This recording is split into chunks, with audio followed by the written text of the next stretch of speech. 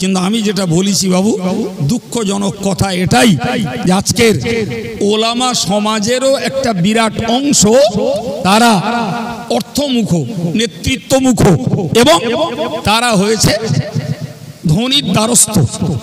এলেম বিক্রি হয়ে যাবে, এলেম বিক্রি হোক, এলেমের চরিত্র ধ্বংস হোক, কিন্তু আমার নিজস্ব গ্রহণযোগ্যতাটা বজায় থাকে। এ মানসিকতা যাদের, তাদের বিচার আল্লাহর কাছে।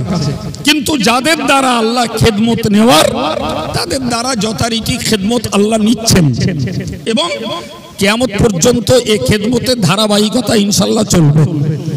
তো আমি একটা সাইড বলতে যে বেশ কিছু কথা আপনাদেরকে শুনিয়ে ফেলেছি, সেটি হলো ছেলেদের সাইড। ঠিক প্যারালাল আর একটা সাইড ছিল মেয়েদের, আর একটা সাইড ছিল মেয়েদের সাইড, যে মেয়েদেরকেও আমাদেরকে ধর্ম শেখাতে হবে। খুব সুস্পষ্ট কথা, আমাদের দেশটাতে, আমাদের এলাকাতে মুসলিম ঘরের মেয়েরা যে চলমান লেখাপড়া শিখত, সেটা মাধ্যমিক, উচ্চ মাধ্যমিক, গ্রাজুয়েট ইত্যাদি জেনারেল ভাবে, সরকারি ভাবে যেটা চলছে, মিশনারি ভাবে যেটা চলছে, বাস তার ভিতর দিয়ে। ঠিক না ভুল? হ্যাঁ, অল ইন্ডিয়া সুন্নতুল জামাত বলি আর অন্য কোন সংগঠন বলি, যারা মেয়েদেরকে মৌলানা বিভাগীয় পড়াশোনার রাস্তা দেখালো। ভুল বললো মনে হচ্ছে?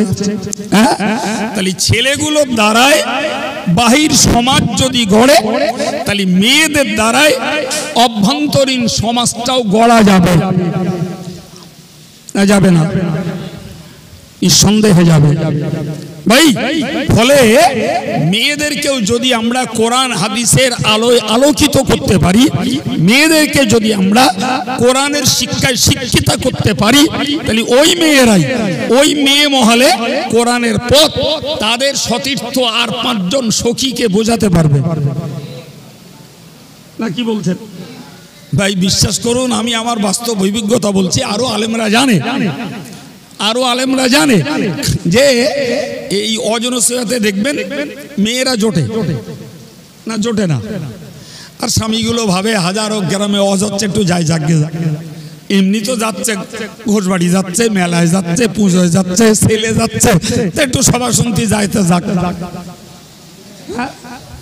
জি, অনেকদিন আগের একটা কথা আমি আপনাদের বলে ফেলি, অনেকদিন আগের কথা। আমাদের মরহুম মৌলানা এলেম বক্স সাহেব কথাটা বলেছিলেন। বলছে আমার দাদি আমার নিয়ে গেছে সভা শুনতে। কার কথা বলেছি? বলছে আমার দাদি আমারে নিয়ে গেছে সভা শুনতে। কোথায়? ওনার বাড়ি জলসেরে। সভা শুনতে নিয়ে গেছে চাঁপালি মাদ্রাসায়। চাঁপালি মাদ্রাসা বহু পুরাতন মাদ্রাসা। এখন মাদ্রাসার সভা মানে আলেমেরা উঠে এলমের ফজিলত বলেছে। এলেম বক্স তখন একে তো নাটা মতন ছিল, আবার বাচ্চা মানে তখন ছটপটে তো হবি। দাদিরই মেয়ে মহলে বসিয়ে এনে দে, দাদি আর ধরে রাখতে পারি। এলেম বক্স সাহেব তখন এদিক ওদিক বাচ্চা ছেলে টোটো করে ঘুরতেছে। এই মৌলানারা যখন এলমের ফজিলত বলেছে, এলেম বক্স সাহেব হুজুরের দাদির তখন আর কথাগুলো বুঝে নেন, মাথায় গাঁথুন। তাহলে আমরা ছেলেদেরকে আলেম বানাবো এবং তাদেরকে ইসলামী স্কলার তৈরি করব, তবে তো তাদের দ্বারা কোরআনের জ্ঞান মানুষের মাঝে ছড়াতে থাকবে। আলহামদুলিল্লাহ, বাংলার মাটিতে এই প্রথা এবং প্রচলন দীর্ঘদিন ধরে চলছে। আমরা আজকের প্রজন্ম, তো এই প্রজন্মে সমাজের কাছে আমরা কথা বলছি। আমাদের পূর্ব প্রজন্মে একদল ওলামা সমাজ কথা বলতে বলতে তারা কবরস্থ হয়েছেন। তাদের পূর্বে যারা ছিলেন তারা এরূপ কথা বলতে বলে বিদায় নিয়েছেন। তাহলে আমাদের নেক্সট জেনারেশন যারা, পরবর্তী প্রজন্ম যারা, তাদের মধ্যে যদি আমরা ছেলেদেরকে ধর্মীয় লাইনে যদি গুণবান তৈরি করতে পারি, তাহলে কোরআনের জ্ঞান জাতির মাঝে জিন্দা থাকবে। খুব পরিষ্কার কথা। আর যদি এ পথ থেকে আমরা পিছু হটি, তাহলে ক্ষতি আমার হবে তো বটেই, অর্থাৎ জাতির হবে তো বটেই। সব থেকে বড় ক্ষতি হবে যে আমরা আল্লাহর দ্বীন থেকে বিচ্ছিন্ন হব। আল্লাহর ধর্ম থেকে আমরা উল্টো পথে হাঁটব, সেটি যেমন ইহকালের জন্য আমাদের কাছে আমাদের জন্য বিপজ্জনক, পরকালের জন্য তেমন মুক্তির পথের বাধা। তাহলে একটা দিক হলো যে আমাদেরকে কোরআনের জ্ঞান মানুষের কাছে ছড়িয়ে রাখতে হলে নিশ্চিত কোরআনের আলোয় আলোকিত করতে হবে, কোরআনের শিক্ষায় শিক্ষিত করে তুলতে হবে। এটি প্রত্যেকটা ইমানদার মুসলমানের নৈতিক দায়িত্ব। এটা শুধু আলেমদের নয়। আরে বাবা, আপনারা বসে শুনছেন বলে তবে তো আমার এই হুজুরগিরিটা চলছে, কথা বলেন না? আপনারা যদি না শুনতেন তো আমার কি ভূতি কামড়েছে যে আমি এখানে বসে বসে বক বক করে বকবো? হ্যাঁ, কোশ্চিন কালেও নয়, আমি ফাউ ফাউ বকতে যাব না এখানে। আমার কথাগুলোর মূল্য দিচ্ছেন আপনারা শুনবার ভিতর দিয়ে, তবে তো আমি বকছি।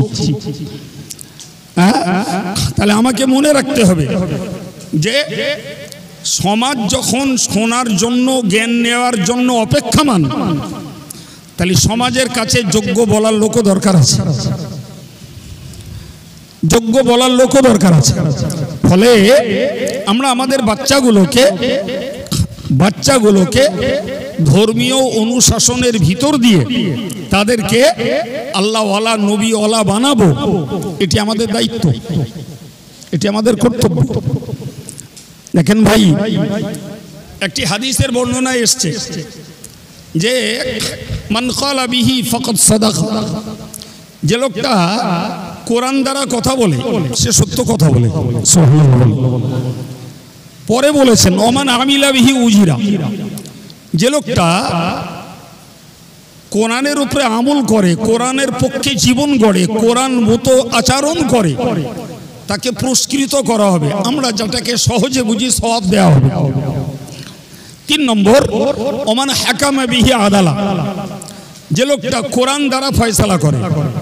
যদিও দুঃখজনকভাবে বলতে হয়, ভিন জাতির কথা সমালোচনা করার কোনো প্রয়োজন নয়। আমার জাতির কথাই যদি সমালোচনা করি, তাহলে আমরা ইসলামী বিধানটাকে 3টে জায়গায় বদ্ধ করে ফেলেছি। নাম্বার 1 তালাক, নাম্বার 2 মসজিদের ফতোয়া, আর নাম্বার 3 ফারাজ। ইসলামী বিধানটাকে আমরা 3টি জায়গায় বদ্ধ করে ফেলেছি। এছাড়া 4 নম্বর জায়গা জাতির কাছে আর নেই। 4 নম্বর জায়গার জন্য পঞ্চায়েত, 4 নম্বর জায়গার জন্য থানা, 4 নম্বর 5 নম্বর জায়গার জন্য কোর্ট। তার মানে যত খায় মালাউনে খাট। কথা বলছেন না কেন? জি, তাহলে 3টে পর্যন্ত শরীয়তের দ্বারস্থ আমরা, আর 3-এর বাইরে যেই যাচ্ছে সেই আমরা মালাউনদের দ্বারস্থ। এই তো বাস্তব অবস্থা। যদি মুসলিম কমিউনিটি, মুসলিম সমাজ যদি আজকের কোরআনের দ্বারস্থ হতো, হাদিসের দ্বারস্থ হতো, ইসলামী সংবিধানের দ্বারস্থ হতো, তাহলে সারা বিশ্ব জুড়ে এমন কোনো প্রবলেম নেই, এমন কোনো সমস্যা নেই যার সমাধান কোরআন হাদিসে নেই। সুবহানাল্লাহ বাড়িয়ে বলবেন, তা না হলে সুদ দিতে হবে। এ তো জাতির অভ্যাস, সুদ দিলি সুবহানাল্লাহ বলবেন, নাহলে হ্যান্ডেল মারতে হবে। আমি তো হ্যান্ডেল মারাও লোক না, সুদ দেওয়াও লোক না। কপালে থাকলে সুবহানাল্লাহ বলবেন, সওয়াব আপনার হবে, না বলবেন আপনার সওয়াব কম হবে। কি বলেছি? আবার বলছি কথাটাকে, আমি অন ক্যামেরায় কথা বলছি, আমার কথা সারা বিশ্ব বাঙালির কাছে ছড়িয়ে যাবে। আমি আবার বলছি, সারা পৃথিবীতে যত প্রবলেম আছে, যত সমস্যা আছে, সমস্ত সমস্যার সমাধান কোরআন হাদিসে রয়েছে। এখন যদি আমার বিষয়, আমার জিনিসের মূল্য আমি না বুঝি, আমারটাকে যদি আমি ঠেলে দিই পঞ্চায়েতের কাছে, আমারটাকে যদি আমি দরবার করি থানার কাছে, আমার বিষয়টাকে যদি আমি দরবার করি কোর্টের কাছে, তাহলে সেখানে যারা দাদাগিরি করছে তারাই আপনার উপরে খবরদারি চালাবে নাকি? আমার জাতির 10% মানুষ কোরআনটা এবং হাদিসটা মানব জীবনের সব সমস্যার সমাধান, এটাকে আজও বিশ্বাস করে না। যদি বিশ্বাস করতো তাহলে যোগ্য আলেম, যোগ্য মুফতি, যোগ্য মুহাদ্দিসদের দ্বারস্থ হলে আমাদের সমাধান সবকিছুই বিনা মারামারিতে, বিনা কাটাকাটিতে, বিনা চাপানুতরে, আর ওই মালাউনদেরকে পয়সা খাইয়ে আর ওদের কাছে ছোট মোটা কথা শুনে আমাদের সমাধান নিতে হতো না।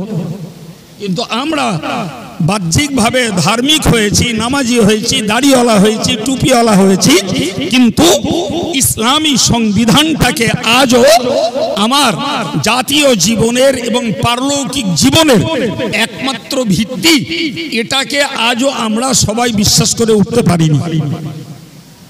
খুব ভুল বললাম মনে হচ্ছে, হ্যাঁ? আমার নবী বললেন, ওমান হাকামা বিহি আদালা, যারা কোরআনটাকে বিচারক মানবে তারা ন্যায় বিচার করবে এবং ন্যায় ফয়সালা করবে। আপনি বলুন তো, থানা, কোর্ট এবং আমাদের পঞ্চায়েতের যারা প্রতিনিধি, আচ্ছা এদের কোরআন হাদিসের কতটা গভীর জ্ঞান আছে ভাই? আপনি আশ্চর্য হয়ে যাবেন। একটা কথা আপনাদের বলি, জানেন একজন মুফতিকে ফতোয়ায়ে আলমগীরি পড়তে হয় এবং ফতোয়ায়ে শামী পড়তে হয়। কথা বুঝতে পারছেন ভাই? ঠিক এই আরবি ভার্সনটা যারা কোর্টের জজ, এদেরকে ইংরেজিতে পড়তে হয়। এই ফতোয়ায়ে আলমগীরি, ফতোয়ায়ে শামী কোর্টের জজদের ইংরেজিতে পড়তে হয়। সারা পৃথিবীর শ্রেষ্ঠ বিচারকদের মধ্যে গণ্য হলেন হযরত ইমাম আবু ইউসুফ রাহিমাহুল্লাহ। জি, সমস্ত বিচার ব্যবস্থা তার থিওরি থেকে উৎস। আর ফতোয়া আলমগীরি আর শামীতে সেই থিওরিগুলো দেয়া আছে, ফলে একজন জজকে ওগুলো পড়তে হয়। কিন্তু দুঃখজনক কথা হলো যে একজন জজ তার পুঁথিগত বিদ্যায় যে শিক্ষা লাভ করেছে সেই শিক্ষার মানদণ্ডে দাঁড়িয়ে তিনি জনগণের সমস্যার সমাধান করবেন, আজকের সেই পাওয়ারের, সেই স্বাধীনতাটাও আজকের হারিয়েছে রাজনৈতিক অশুভ শক্তির কাছে। কি গো, আমি ইংরেজিতে বললাম মনে হচ্ছে? আমি আবার বলছি, দেশের অশুভ রাজনীতির শক্তির কাছে জজেদের ন্যায় বিচার করার শক্তি হারিয়েছে। তার ব্যাখ্যা দিলে মাথা টনটন করবে, আর দেব না। জি, কিন্তু আল্লাহ শুকরিয়া আদায় করে বলছি যে যোগ্য মুফতিরা আজও পর্যন্ত সেই পাওয়ারটা হারায়নি। কিন্তু ঘটনা কি বলেছি বলেন তো ভাই?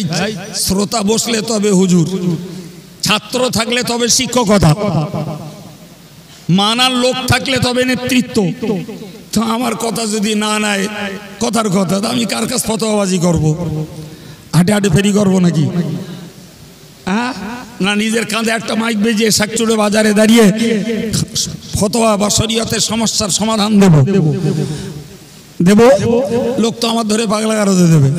এই লোকটা তার কেটে গেছে, নাহলে কেউ দাউদ করে নিক আর কাঁধে মাইক বাজিয়ে নিজে নিজে ফতোয়া দিয়ে বেড়াচ্ছে, তার মানে তার কেটে গে বলবে না? বলবে না? তাহলে যেখানে মানুষের ডিমান্ড নেই, মানুষের চাহিদা নেই, মানুষের সে বিষয়ের জানার আগ্রহ নেই, তাহলে সেখানে কে বলেন তো এই বেসাতি করে করে ফেরি করে বেড়াবে? আমি গাদা উদাহরণ দিতে পারবো, দেব না কো? এটা সে মজলিস নয়। জি, ওই যে কথাটা বলেছি মুখস্থ করুন। আমরা কোরআন আর হাদিসকে তিনটে জায়গায় বেঁধে ফেলেছি। একটা হলো তালাক, একটা হলো ফারাজ, আর একটা কি বলেছি? বলেন বলেন বলেন। যাক, তবুও কিছু লোক মনে রেখেছে, আলহামদুলিল্লাহ। মসজিদ ওই পর্যন্ত আমাদের ফতোয়ার দৌড় শেষ। জি প্রিয় ভাইরা আমার আল্লাহ পাকের নবী বললেন, কোরআন দ্বারা যারা কথা বলে, সত্য কথা বলে, যারা কোরআনের উপরে আমল করে তারা সওয়াব প্রাপ্ত হয়, যারা কোরআন দ্বারা বিচার করে তারা সত্য ন্যায় বিচার করে। এবং লেটেস্ট রাসূল বলেছেন, ওমান হুদিয়া ইলাইহি হুদিয়া ইলা সিরাতুল মুস্তাকিম। কি বলেছেন? যাদেরকে কোরআনের দিকে ডাকা হয় তাদেরকেই সারা পৃথিবীর শ্রেষ্ঠ, সহজ এবং সঠিক পথে ডাকা হয়। এখন এই সঠিক পথে, সোজা পথে, সেরা পথে ডাকতে গেলে কোরআনের সেন্স থাকতে হবে তো, না থাকতে হবে না? হ্যাঁ, তো এই চিন্তাতেই ভাই আমাদের ছেলেগুলোকে আলেম করা। এখন যদি জাতির কবলে পড়ে, সমাজের টানে পড়ে আর অর্থনীতির লোভে পড়ে ভাই আমরা আলেম সমাজ যদি কোরআনের বিধান থেকে বিচ্যুত হই, জি দুনিয়ার লোভে পড়ে বিচ্যুত যদি হই, তাহলে কি বলতে পারা যায়? একদম ছোট কথায়, গাধা চিনি বয় খায় না। রাগ করলেন নাকি?